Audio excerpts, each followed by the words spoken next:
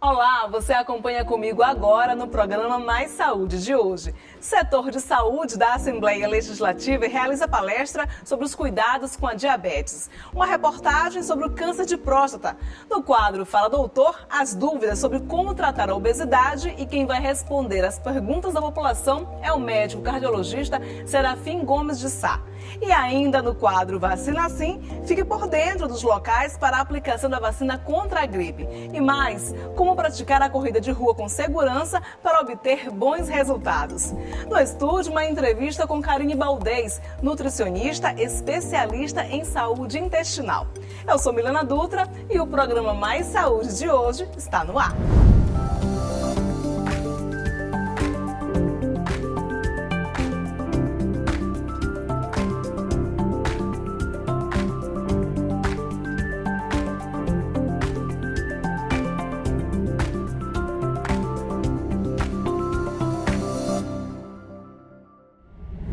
O setor de saúde da Assembleia Legislativa promoveu nesta semana uma palestra especial aos servidores para orientar sobre os principais cuidados com diabetes, que é uma doença crônica caracterizada pelo aumento dos níveis de açúcar no sangue, o que pode provocar danos em vários órgãos se não for tratado. Acompanhe. Este servidor saiu da rotina para participar da palestra Diabetes e Bem-Estar.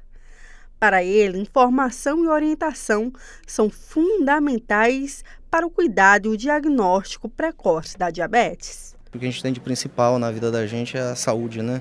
Se você não tem saúde, e aí a busca por informação, se você tem uma oportunidade de se informar sobre melhores situações de se alimentar, de conviver melhor, para ter uma vida mais saudável, tudo isso é muito importante. O evento, realizado em alusão ao Dia Mundial do Diabetes, celebrado em 14 de novembro, reuniu diversos especialistas, além da Diretoria de Saúde e Medicina Ocupacional da ALEMA. Essa palestra de hoje sobre diabetes faz parte do nosso cronograma de ações e remete à data do dia 14, onde a gente comemora o Dia Mundial do Diabetes. Nós organizamos para hoje com profissionais que estão relacionados ao tratamento, ao diagnóstico e à prevenção, que para nós o mais importante é realmente a prevenção. Durante a palestra, os especialistas explicaram que a diabetes pode causar diversas complicações graves quando não tratada. Exames simples, como o de sangue, são essenciais para a detecção da doença. O diabetes tem sintomas vagos, mas que eventualmente incomodam a pessoa. Diurese excessiva, aquela pessoa que está urinando muito, está ficando com muita sede, está perdendo peso sem explicação, está tendo lesões no corpo com difícil cicatrização, a visão está piorando, são coisas que chamam a atenção para o diabetes. Para prevenir a diabetes, o médico compartilhou dicas importantes. Uma alimentação rica em frutas, vegetais, evitar sal, evitar muito carboidrato, trocar alimentos normais por alimentos integrais, fazer atividade física regularmente, pelo menos 3, 4 vezes por semana. São coisas que estão ali no nosso dia a dia, está ao alcance de todos e que se a gente fizer um esforcinho e incluir na nossa rotina, isso ajuda a prevenir a ocorrência da doença. Walter Lang, que já enfrenta exemplos na família e no trabalho, prometeu mudar os hábitos e investir na prevenção. Eu tenho 2 filhas, pequenas, mas a gente já cuida da alimentação dela, já no sentido de prevenção, porque a gente sabe que a diabetes, a carga genética é uma coisa muito importante, que a gente tem que tomar muito cuidado. Então, como elas têm essa tendência aí do lado materno, a gente tenta sempre buscar informação, e tentar levar uma vida o mais saudável possível para que a gente não tenha problema no futuro, No nosso quadro Fala Doutor de hoje, vamos abordar um assunto muito importante, a obesidade. Fomos às ruas para ouvir a população e quem vai nos responder é o médico cardiologista Serafim Gomes de Sá.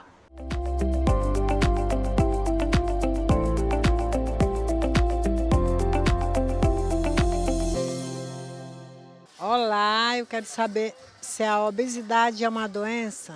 Bom, essa pergunta é uma pergunta muito interessante. Em 2012, todas as sociedades mundiais de endocrinologias e principalmente voltada para a área de obesidade, definiu da seguinte forma, para vocês entenderem. toda doença que ela é multifatorial, ou seja, ela é complexa, com seus fatores genéticos, fatores ambientais, fatores comportamentais e fatores que nós chamamos de homeostáticos, que são biológicos, relacionados a hormônios, eles mostram a complexidade do problema. Então, isso não é um fator de risco. Isso leva muito mais a tendência a uma doença. Quando você define uma doença crônica, você tem que definir ela de acordo com alguns parâmetros. Dentre eles, a pessoa tem que ter sinais e sintomas externos. E os sinais e sintomas externos da obesidade é o excesso da adiposidade. 2, ela pode te causar comorbidades e mortalidade. Nós estamos falando hoje, a obesidade é o motor das 4 doenças que mais matam no mundo, que nós chamamos dos 4 cavaleiros do apocalipse. Nós estamos falando das doenças cardiovasculares, nós estamos falando das doenças neurológicas, nós estamos falando do câncer e das doenças metabólicas.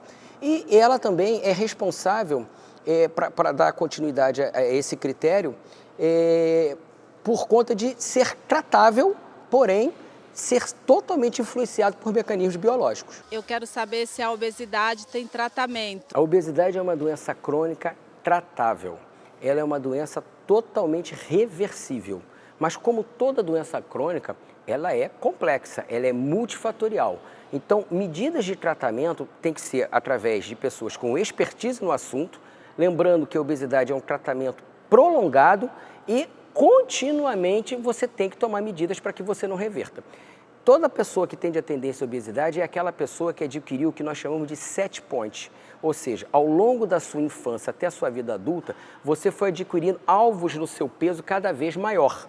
Automaticamente, quando você chega a uma idade adulta com 20, 30 quilos acima do seu peso maior, para você chegar ao seu peso ideal ou seu peso que esteticamente te satisfaz, você tem que vencer todas as forças da natureza para alcançar essa meta, porque o seu corpo pensa o seguinte: meu peso é acima de 30 quilos do meu peso normal, então eu vou fazer de tudo para que eu permaneça nele. Queria saber quais são os riscos da obesidade infantil. Olha, a obesidade infantil hoje é uma pandemia. O que a gente pode dizer sobre isso? Nós podemos dizer o seguinte: hoje a diabetes tipo 2, ela tem uma incidência maior do que a diabetes tipo 1 em crianças de idades escolares. Isso é o quê? Isso tem tudo a ver com o excesso da adiposidade, a síndrome da resistência insulínica, que era antigamente uma doença do adulto, né, doente da terceira idade, aquelas pessoas acima de 65 anos. Não, hoje você já se manifesta em crianças acima de 5 anos. Então, a obesidade infantil hoje é um problema mundial e o grande vilão é o açúcar. Eu gostaria de saber quais são os graus da obesidade. A obesidade, ela, por ser uma doença crônica, nós devemos tratá-la desde a infância. Lembre-se do seguinte, a influência do pré-natal já pode determinar mudanças epigenéticas no DNA do seu filho que pode torná-las com uma tendência a ser uma pessoa mais obesa. Por isso que já no pré-natal uma alimentação adequada da mãe é fundamental. Então, tudo que relaciona-se ao ambiente obesogênico, ou seja, oferta de comidas, principalmente comidas de densidades calóricas, não nutricionais, fatores comportamentais, ou seja, uma pessoa que é mais parada, ela faz menos atividade física, ela tem menos mobilidade, isso nós chamamos de prevenção primária. Então a obesidade ela vem na prevenção primária, ou seja, de você tomar medidas para que a pessoa não se torne obesa.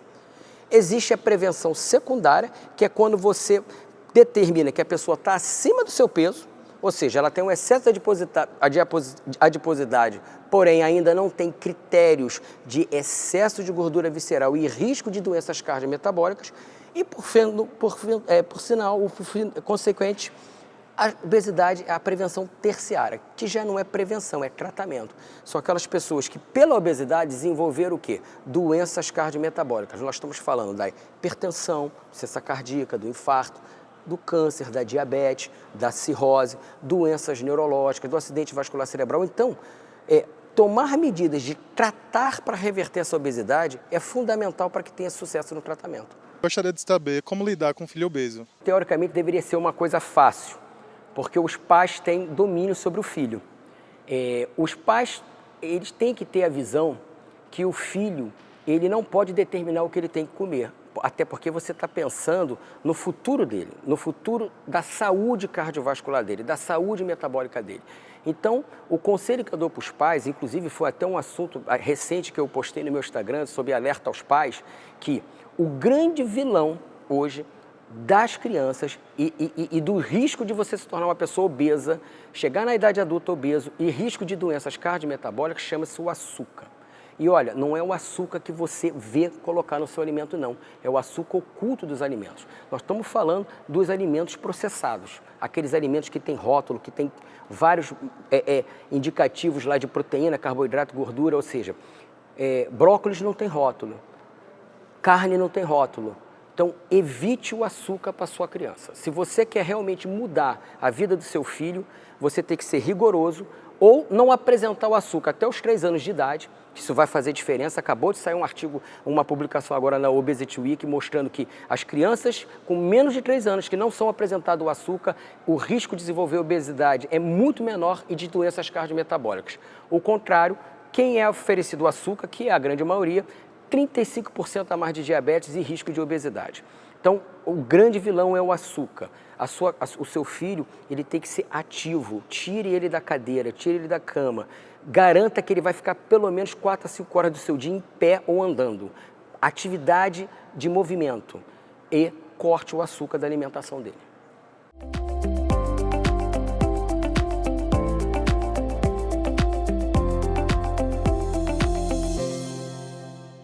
Em relação às doenças que atingem a população masculina, o câncer de próstata está entre os mais comuns. Pensando nisso, o Dia Mundial de Combate ao Câncer de Próstata foi criado em 2003 na Austrália. Comemorado no dia 17 de novembro, a data também deu origem ao movimento Novembro Azul. Acompanhe agora uma reportagem sobre os cuidados que os homens devem ter com esta doença. Renato entende bem os cuidados para manter a saúde e acredita que a prevenção é fundamental. Ele comenta sobre a importância de os homens realizarem exames de rotina. O homem ele tem esse coisa de machismo, de não querer se cuidar, de não querer ir no médico. Eu mesmo já fui. Eu fui, faço, não tenho vergonha disso. Isso não me tornou ou não me torna menos homens.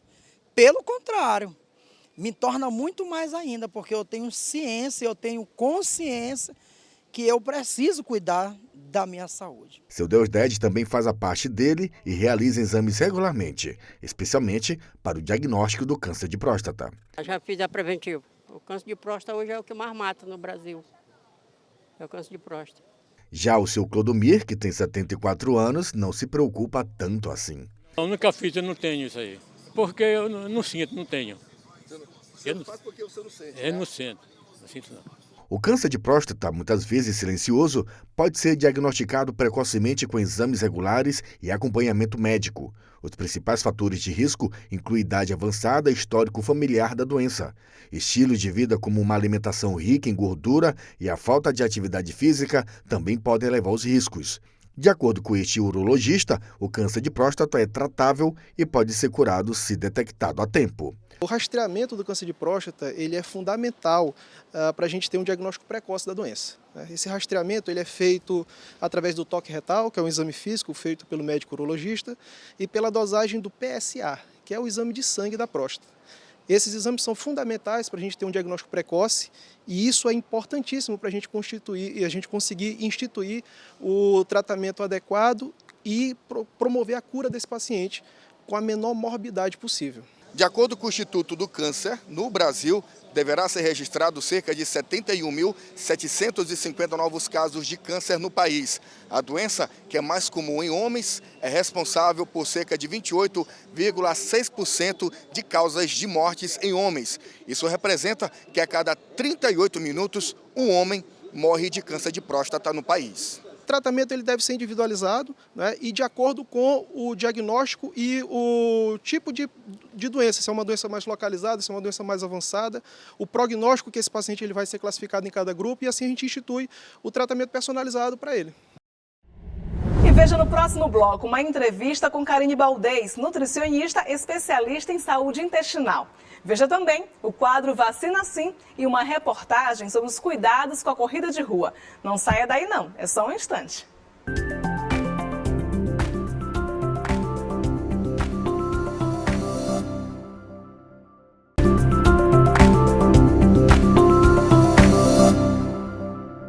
A Acompanhe agora os locais das principais unidades de saúde que a vacina contra a gripe está disponível no nosso quadro Vacina Sim.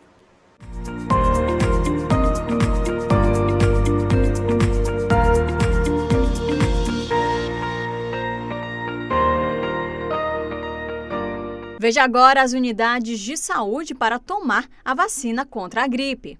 Centro de Saúde Amar, Centro de Saúde Liberdade, Centro de Saúde São Francisco, Centro de Saúde Turu, Centro de Saúde Coab Anil, Genésio Ramos Filho, Dr. José Carlos Macieira, Clodomir Pinheiro Costa, Vila Nova, Centro de Saúde São Cristóvão, Centro de Saúde Fabriciana Moraes, Centro de Saúde Santa Bárbara e Centro de Saúde Antônio Carlos Reis. E veja também o público-alvo da vacina contra a gripe. Crianças de 6 meses a menores de 6 anos de idade, pessoas a partir de 60 anos, gestantes e puérperas, povos indígenas, trabalhadores da saúde, professores das escolas públicas e privadas, adolescentes menores de 18 anos sob medidas socioeducativas, população privada de liberdade com 18 anos ou mais, funcionários do sistema prisional, pessoas com doenças crônicas não transmissíveis e outras condições clínicas especiais, quilombolas, pessoas com deficiência permanente a partir dos 12 anos de idade, profissionais das forças de segurança e salvamento e das Forças Armadas, pessoas em situação de rua e caminhoneiros, trabalhadores de transporte coletivo rodoviário, de passageiros urbanos e de longo curso e trabalhadores portuários. Esse foi o quadro Vacina Sim.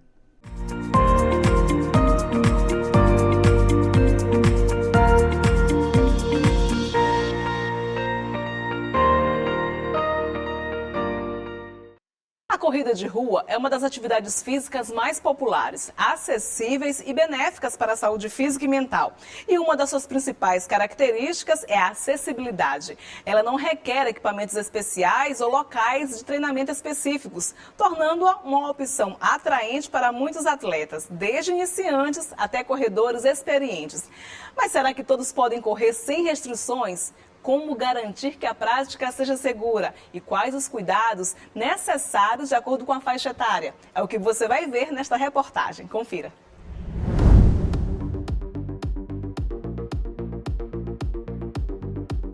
Rosiane pratica a corrida há 2 anos, inicialmente com o objetivo de emagrecer, sem sucesso, o que a levou a buscar a orientação de um especialista para ajudar a sua rotina de treinos. Desde que eu entrei aqui, eu vi que eu tive resultado, porque eu sempre fiz corrida e corria só e tal, mas nunca tive o que eu queria, que era emagrecer, porque eu era muito gordinha.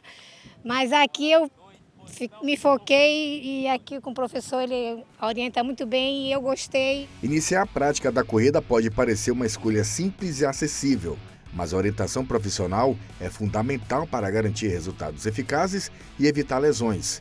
Esse grupo recebe o acompanhamento de um profissional, que ajusta o treinamento às necessidades individuais, ajudando a evitar erros comuns que podem comprometer a saúde e os objetivos a longo prazo. Primeiramente, a pessoa tem que buscar uma orientação profissional, apesar de ser um esporte democrático, um esporte de fácil acesso. Ela tem, assim como qualquer esporte, ela tem que buscar uma orientação profissional para a corrida também, já que tende a crescer bastante daqui para frente. E como a gente vê com as inúmeras corridas que já estão ocorrendo, esse cuidado ele se redobra, né? Além dos benefícios, tem malefícios advindos de uma prática feita de qualquer forma.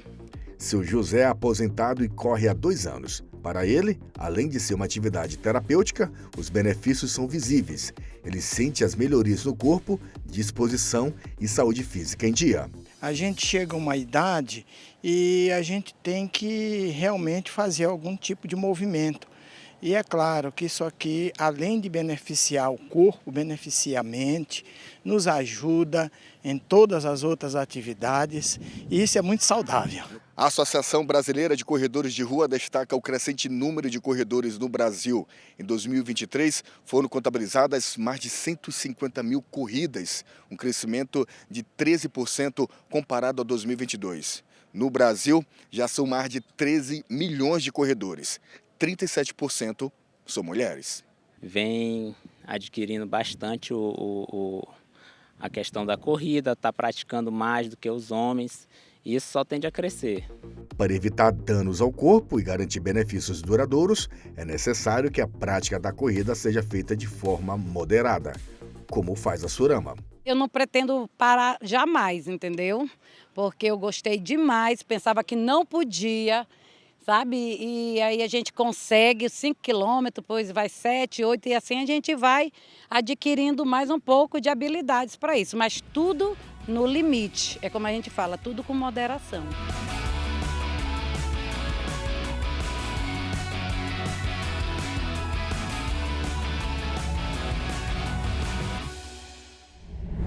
Como anda a sua saúde intestinal?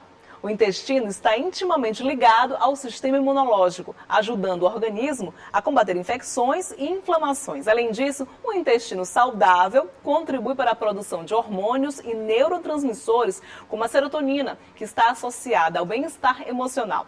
No programa de hoje, nós vamos falar sobre este assunto e a nossa convidada é a nutricionista Karine Baldez. Ela é especialista em saúde intestinal.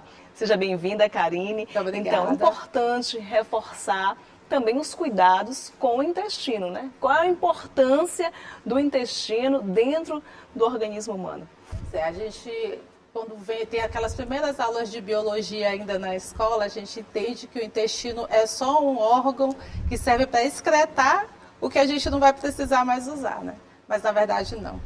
Ele tem função, inclusive, endócrina, como você acabou de falar, ou seja, ele produz hormônios, então ele participa de inúmeros processos, não só absortivos, né, mas também imunológico, ele tem função imunológica também.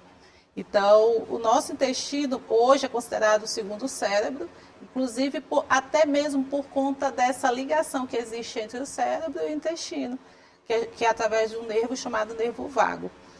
E essa conexão tem feito hoje, com esse nível todo de estresse que a gente vive, né? Hoje a gente vive a era da ansiedade, fazer com que muitas pessoas tenham sintomas intestinais, inúmeras disfunções, provocadas também pelo estresse. E é isso que acontece com meus pacientes que eu recebo no consultório diariamente. Então, assim, o intestino ele está diretamente ligado ao emocional. Se eu não ando bem, ando estressada, com ansiedade, inquieta, isso vai refletir no meu comportamento intestinal. Vai. Inclusive tem aquela frase, enfesado, ela está enfesada, ele está enfesado, são aqueles pacientes que sofrem de constipação e aí a gente usa, fulano está enfesado, porque na verdade o fato de o intestino do paciente não estar funcionando bem vai fazer com que também ele não esteja bem. Existe uma série de intolerâncias, entre elas a intolerância à lactose, que está super na moda, parece assim que é a onda do momento, muita gente sofrendo disso, sim, mas também existe uma série de disfunções intestinais. Quais são elas? Quais são as principais que acabam acometendo e prejudicando a saúde intestinal?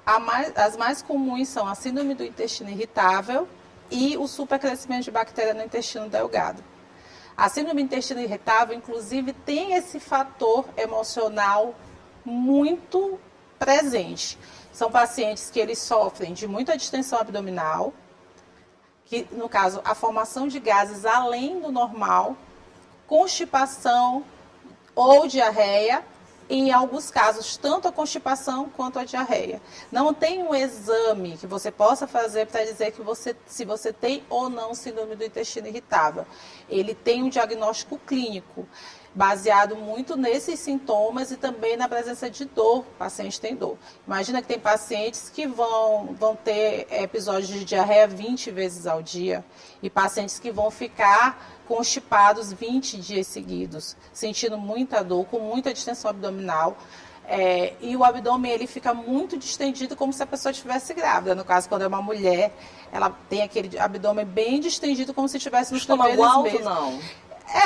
Parece aquele estômago alto, aquela pessoa que a gente vê que não tem gordura, mas está com aquele abdômen assim, protuberante, né, para frente. E as pessoas sofrem por muito tempo com essa disfunção, que a gente nem chama de doença, chama de disfunção, sem sintoma. O que a gente tem na literatura é de que as pessoas passam cerca de 5 anos para ter um diagnóstico de síndrome do intestino irritável, por exemplo. O supercrescimento de bactéria no intestino delgado, que também hoje em dia é muito comum, mas o diagnóstico também... As bactérias. Porque o que acontece? As bactérias, que a gente chama de a nossa microbiota intestinal, elas estão lá, a microbiota intestinal principalmente, nosso intestino, elas têm que estar em maior quantidade no intestino grosso, né? Porque a gente tem o intestino grosso e o intestino delgado. Então, quando elas estão em grande quantidade no intestino delgado, as pessoas vão passar a fermentar mais. Por quê? Porque a gente começa a fermentar mais quando o alimento chega no intestino grosso. Mas essas pessoas que têm mais bactéria no intestino delgado, elas começam a fermentar até bem antes disso. Logo que elas comem, no intestino delgado começa logo essa produção excessiva de gases. E aí, para ter o diagnóstico, tem que ser através de um exame, que é um teste feito através do hidrogênio. O paciente sopra como se fosse um aparelho daquele de bafômetro.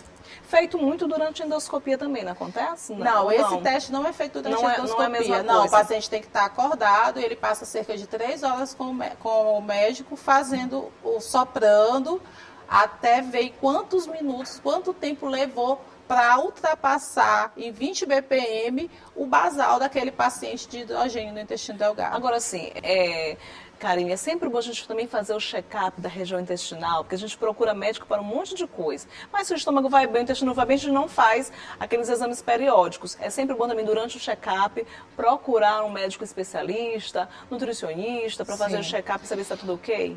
Se você tem menos de 45 anos, menos de 40 anos e não tem casos de câncer de intestino na família, durante a consulta, tanto com o médico ou com o nutricionista especialista, a gente pode pedir alguns exames que avaliam a função intestinal, como o coprológico funcional de fezes, por exemplo.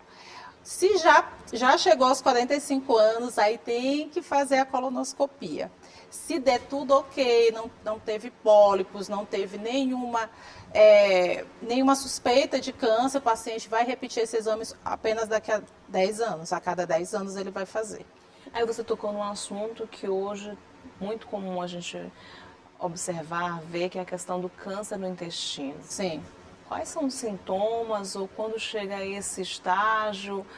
Porque muita gente é acometida de câncer intestinal. E tem tido hoje um apelo muito grande, porque muitas celebridades têm levantado até essa bandeira para as pessoas fazerem a colonoscopia, que é o exame preventivo do câncer de intestino. Então, eu acho que o sintoma mais comum é a presença de sangue nas fezes. Se você está em casa, de repente vai lá ao banheiro e vê que tem presença de sangue nas fezes, tem que procurar um médico para fazer o exame de fezes para avaliar e, em seguida, fazer a colonoscopia. Aí, nesses casos, não importa a idade do paciente, o médico geralmente vai pedir a colonoscopia se ele achar que é o caso para fazer. E a alimentação? Porque a alimentação é um fator fundamental. Sim, ela é o fator principal. O que é saudável para o intestino? Para que o intestino ele trabalhe de uma forma saudável, regular, como é que deve ser a alimentação? Independente do paciente ter ou não sintomas de disfunções intestinais, como produção de gases, distensão abdominal, diarreia e constipação, o mais importante é você fazer uma alimentação baseada em comida de verdade, de preferência baseada em plantas, sem excesso de gordura animal. Porque isso já é comprovado, que as fibras ajudam na manutenção da saúde intestinal. E são elas também que vão alimentar a nossa microbiota intestinal. Na nossa microbiota, ela tem tanto bactérias do bem quanto bactérias do mal, que a gente fala. As bactérias boazinhas e as bactérias malvadinhas. E as bactérias boazinhas, elas adoram fibra. Então, vamos aumentar a quantidade de fibras no prato, diminuir o consumo de alimentos ultraprocessados, ou seja, descasque mais e abra menos pacotes. E a atividade física interfere? Totalmente. na saúde intestinal? Totalmente. Inclusive, existe o que a gente chama de a tríade do intestino, né? Principalmente para pacientes que têm constipação intestinal. E uma delas é o exercício, é água, fibra e exercício. Então, check-up, alimentação, atividade física, cuidado com a saúde, tudo isso contribui para um intestino saudável. Sim. Para resumir e finalizar. Inclusive fatores ambientais, até o que está ao nosso...